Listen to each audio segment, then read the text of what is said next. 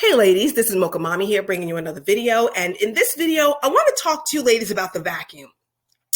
The vacuum that exists right now in the manosphere with the passing of the suited content creator and the arrest of Andrew Tate. My prediction for this space has always been that somebody's going to come up to fill that vacuum. I said it's going to be like a game of whack-a-mole. Here are the four likely sources of the types of content creators who will step in to fill the vacuum that has been left. Number one is going to be the Gen X black male. They're the founders of the movement, right? They were the ones who were tagging, natural hair content creators to drive traffic to their page, only to just publicly disparage and blame Black women. I want you to step back and think about, for a minute, Gen X black men and their mindset, okay? So we have, during the early 90s, when many Gen X black men were coming of age, the most publicized, the most watched and promoted Black people in media were associated with the Cosby Show and Different World, okay? So much that it caused a cultural shift. If you were at an HBCU at that time, chances are it's because you saw an episode of A Different World. I mean, campuses like Hampton and Howard and Spelman were literally having to lease out hotel spaces for the amount of incoming freshmen that show had created. More HBCUs were flooded with, new incoming freshmen at rates that they hadn't seen before. This show caused a huge cultural shift and was viewed by more Black households and other households than any other show in America.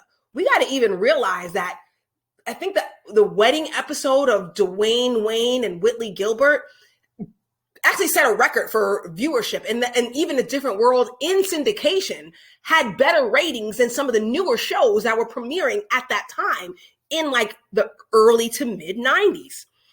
So we also had a time where there was a lot of pushback to the Cosby Show and A Different World and the imagery. People felt that they were not being equally represented. And although I do think representation matters, I feel like a lot of people thought that when hip hop came about, that it was going to be some sort of phase that was going to come and go. And a lot of Black men really latched on to that hyper masculine imagery. That was very much led by Black men of Gen X. Couple that with legislative changes in the way we were criminally prosecuting drugs, the war on drugs and crack, and how it was ravaging so many communities, and it became just a widespread economic disturbance. Gen X Black men had the most economic opportunity that Black people have ever had in America, the best representation that Black people have ever had in America. So pretty much many Gen X Black men squandered the opportunity that they had. So here they are right now staring down the barrel of a midlife crisis with no economic prosperity, no family, really, no family structure, and really for the sake of a culture that just pretty much abandoned them once they turned a certain age. Think about how many Gen X Black men you see who dress like they were still 17 years old, still with the hoodies and the big chains and the sneakers, as if they're still teenage boys. It's almost like they crucified other aspects of our culture to keep it real, and then only to find out that it didn't pay off for them in the long run. So now they're out here in the manosphere spewing hatred and regret from their low testosterone, low self-esteem, low achieving place. The second group who I see kind of coming into fill in the manosphere vacuum would be the quote unquote good Black man. The person who comes to mind mostly would be like Anthony O'Neill. He was once part of the Dave Ramsey group, and I really liked him back then. I really think Debt Free Degree was an amazing book, and I still think that Black women should check it out because I really think it has a lot of great resources. But, seeing the void that, the suited content creator left, seeing a market to be able to sell financial products, and he also seeing what happened with Chris Hogan. He just kind of left the Dave Ramsey umbrella with Dave Ramsey's blessing, and you just hear a lot of talk about strip clubs and booty for a guy who kind of has a quote unquote Christian platform, a guise of a Christian platform. Also, I understand that there's a lot of people who want to be a part of the wealth building conversation, but most of those people are women.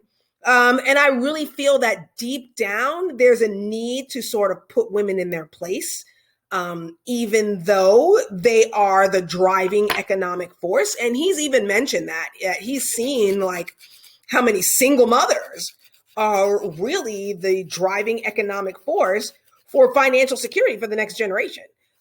He's had several of them sit across from the table, but I just really feel as if he just kind of needs to, I don't know, almost put them in their place in a weird way. I think the lead attorney, that's another one. The good Black man who has the education, who has and just feels the need to, out of their own insecurity, to just put Black women in their place by using Manosphere talking points guised as financial advice or legal advice or whatever. I just think that you're going to see a few more of these content creators with this low-key shade. The third group who will step into the vacuum of the Manosphere, honestly, the people who should be there. They're the people that a lot of the Manosphere content creators stole content from.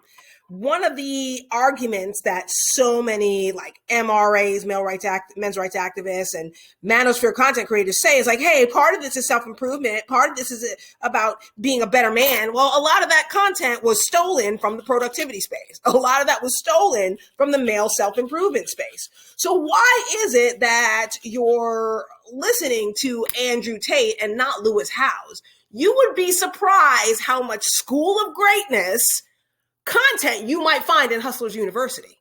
Okay, just saying. So when we look at the guys like James Cleary, Alex Hermosi, Lewis Howes, Grant Cardone, who else? Some of the other ones. Robert Greene, that's a big one. A lot of his 48 Laws of Power and Mastery. You saw that a lot throughout the Manosphere.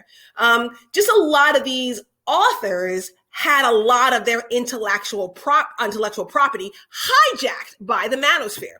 So why is it that so many of these men who had their intellectual property stolen, why didn't they go after these content creators? Well, number one, who wants smoke with that audience? People who are unemployed, underemployed, unproductive. Nobody needs them flooding their social media pages and with their mess and their hate and nobody needs that. Number two, the books have been published, the contracts have been signed, and the checks have been cashed. So now it's really kind of up to the publishing company to defend the property, the intellectual property that they purchased. And so you'll find that a lot of the deplatforming that happened with Andrew Tate specifically, a lot of the strikes that the suited content creator suffered from, a lot of it had to do with copyright. So justifiably so, a lot of the men who created that content originally should be the ones who should fill the vacuum. And if you are subscribed to some of these platforms, if you do listen to some of these men and check out their social media pages, you do find quite a few red pillars in the comments, especially when it comes to relationship talk, because almost all of these men, if not all of them, are in successful marriages. So you'll see them in there debating and whining about the reality that productivity does take sacrifice, and a lot of these men not willing to make it. And it does take a level of dedication and commitment that they're really not willing to make. They'll say those things to make themselves feel better, but in reality, those men are really never about self-improvement. But for the men who are, I'm grateful that they will be able to have access to men who are actually successful and giving them all of that information in context. So I really do hope that these productive men like Darren Hardy, I really do hope that they do grow. So the fourth category is the one that I'm the most worried about. That'd probably be the mediocre mid-level Twitch streamer. They just have a lot of time to spend online. They just have a lot of time invested and money invested that on platforms that really just don't monetize very quickly. And they were definitely a huge part of Andrew Tate's social media marketing campaign. I think Bruce Rivers, the criminal lawyer, did a really, really great job of breaking down how Andrew Tate became really popular, because these guys basically did free social media marketing at no cost, really, for just like a portion of affiliate link of Hustlers University. Like, I mean, for pennies on the dollar. So I'm telling you, those women were not the only people who Andrew Tate pimped, okay? So right now we kind of see Twitch streamer Aiden Ross kind of trying to ascend the throne. Really public rejection by Jenna Ortega, that Wednesday Addams girl. And also to the Kanye West interview that he kept hyping that never was, because Kanye went crazy on some anti-Semitic blah, blah, blah. So this is basically a Twitch streamer who's just looking for another grift. And I think a lot of Twitch streamers will try to jump on that bandwagon, knowing the fact that Andrew Tate kind of left behind this blueprint on how you can blow up on social media using really unproductive but technically savvy young men to promote your content for almost free on these platforms, because we know that monetization for TikTok and YouTube, you really need millions and millions of views before you start turning any kind of real profit. But they pretty much got these guys to optimize their content for free. So that's really who you should watch out for, like the really unproductive men who use their technical skills for nefarious purposes, in hopes to quell some kind of insecurity. So what should you do knowing this? As a Black woman, what should you do knowing that there are going to be other people who are willing and wanting to fill this manosphere vacuum? My suggestion would be to let the people who handle it. The FBI's domestic terrorism board, the demonetization of certain platforms and certain content creators. Let the content creators who do the clapbacks, let them handle it. You take a good, long, luxurious social media break if that's what you need, when you need it, and just really focus on yourself, focus on your goals, and really vet the content that you're going to be taking in very seriously. It's going to be snuck in under financial readiness. It's going to be snuck in under Black family dynamics. Is going to be snuck in under current events and legal advice or anything else out there. They're gonna try to sneak it in because of the way that the platforms are choosing to demonetize this type of content. So it's going to be snuck in different ways. So just make sure you're aware of it. Make sure you're protecting your peace. And if there is someone on the front lines of fighting it, give that person support, but at the same time, take care of yourself. This is Mocha Mommy, and I'll see you in the next video.